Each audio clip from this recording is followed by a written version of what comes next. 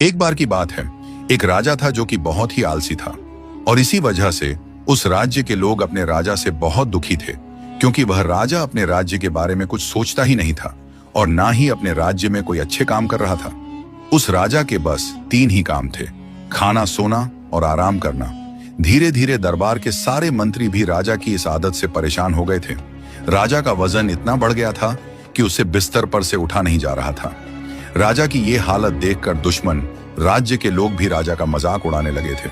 अब यही सोचते हुए एक दिन राजा को अपनी हालत देखकर शर्म आने लगी और उसने सोचा कि ऐसे तो मैं बर्बाद हो जाऊंगा, मुझे अपने आप को फिर से स्वस्थ और सक्रिय बनाना पड़ेगा।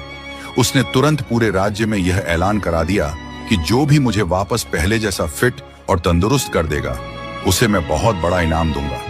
ये बात सुनकर उस राज्य के सारे वेद मिलकर कोशिश करने लगे।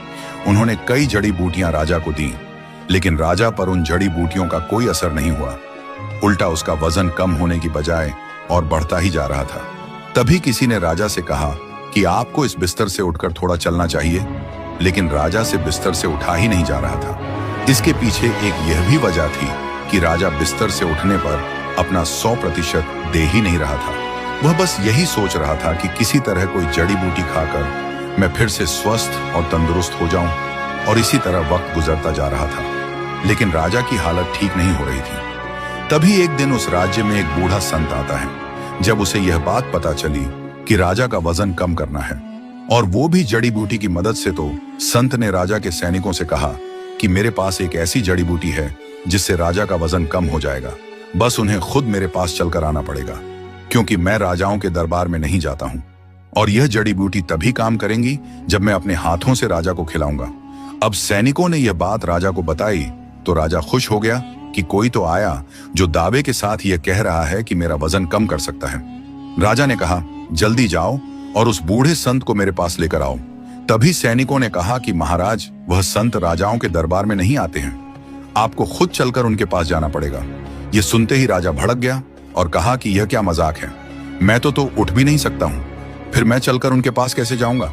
तभी मंत्री ने किसी तरह से राजा को समझाया और कहा, महाराज, यह आपके लिए आखिरी मौका है, कोशिश तो करिए। अब कई दिनों की कोशिश के बाद राजा ने खुद को बिस्तर से उठने के लिए मजबूर किया और सैनिकों की मदद से चलते हुए उस संत के घर की तरफ चल पड़ा। लेकिन उस संत के घर पर पहुंचने के बाद राजा को पता चलता है कि वो संत तो कहीं बाहर गया हुआ और राजा को वह जड़ी बूटी खाने के लिए कल आना पड़ेगा।